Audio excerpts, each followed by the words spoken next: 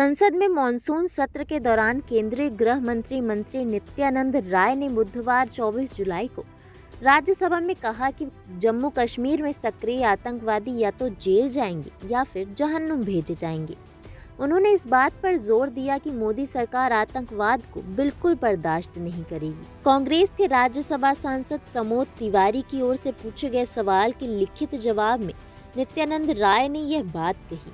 कश्मीर सहित देश की सुरक्षा को सर्वोपरि बताते हुए मोदी सरकार के मंत्री नित्यानंद राय ने बुधवार 24 जुलाई को कहा कि केंद्र की नरेंद्र मोदी सरकार की नीति आतंकवाद को कतई बर्दाश्त नहीं करने की है। ऐसे में आतंकवादी या तो जेल में रहेंगे या जहन्नुम में जाएंगे। गृह राज्य मंत्री नित्यानंद राय ने कि विशेष राज्य का दर्जा देने वाले अनुच्छेद 370 को अगस्त 2019 में हटाए जाने के बाद जम्मू कश्मीर में भारतीय सेना ने 900 से अधिक आतंकवादियों को मार गिराया है। इस दौरान केंद्रीय गृह मंत्री राज्य मंत्री नित्यानंद राय ने आतंकवाद को पूरी तरह समाप्त करने का संकल्प जताते हुए कहा कि पिछले कुछ दिनों में कश्मीर में 28 आतंकवादियों को मार गिराया गया है।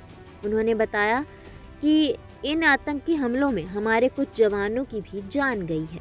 गृह राज्य मंत्री नित्यानंद राय ने पूरक प्रश्न के जवाब में बताया कि 2004 से 2014 के बीच आतंकी घटनाओं की संख्या 7,217 थी, जबकि 2014 में 21 जुलाई 2024 तक ऐसी घटनाएं 2,259 हुई हैं, जो नहीं होनी चाहिए थी। इस पर राजनीतिक नहीं करनी चाहिए थी। राय ने बताया कि 2004 से 2014 तक आतंकी हमलों में जान गंवाने वाले सुरक्षा बलों और आम नागरिकों की संख्या 2829 थी, जो बीते 10 सालों में 67% घटकर करीब 941 रह गई है। उन्होंने कहा कि जम्मू कश्मीर में लोग अब शांतिपूर्ण माहौल में रह रहे हैं और उन्हें सुरक्षा की पूरी गारंटी है। कश्मीरी पंडितों के बारे में पूछे गए एक पूरक प्रश्न के उत्तर में राय ने कहा कि कभी जम्मू कश्मीर में कश्मीरी पंडितों ने अत्याचार की वजह से घाटी से पलायन किया था। उन्होंने कहा कि वोट बैंक की राजनीति एवं साजिश कश्मीरी पंडितों से वहां से पलायन का मुख्य कारण था। राज्य ने बताया कि घाटी में कश्मीरी पंडितों की वापसी के लिए प्रयास किए जा रहे हैं। मेंबर है, you can understand this। ठीक है, पहले भी इस प्रकार से हुआ है। ठीक है सर, माननीय मंत्री जी,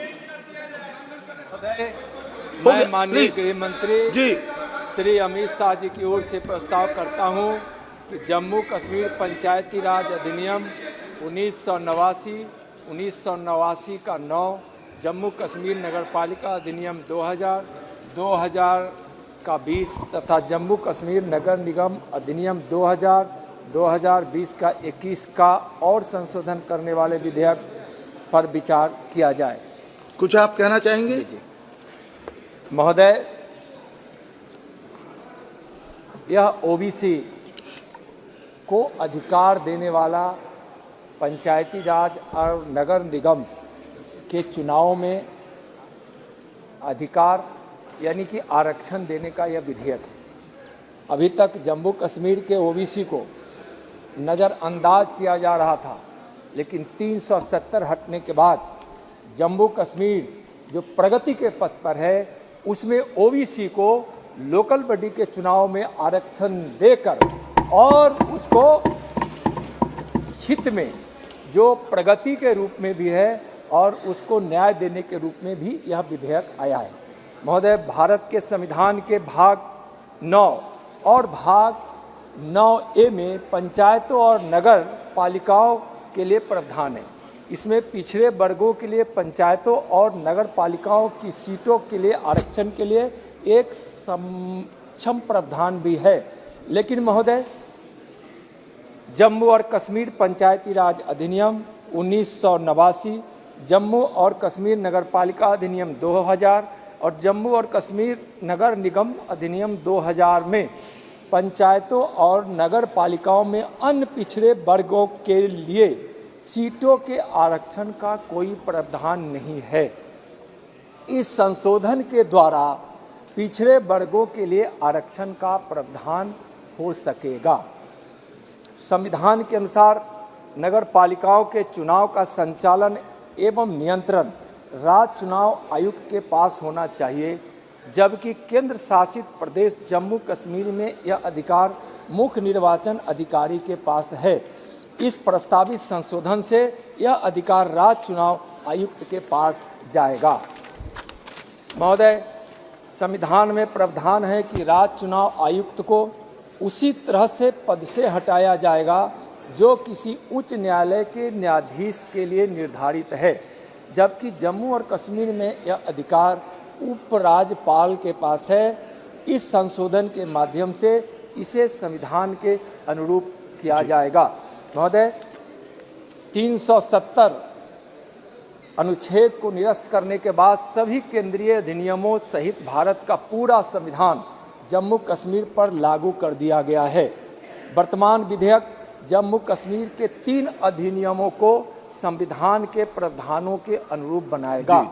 इन संशोधनों से अन्य पिछड़ा वर्ग को निर्वाचित स्थानीय निकायों में अपना प्रतिनिधित्व करने का अवसर मिलेगा।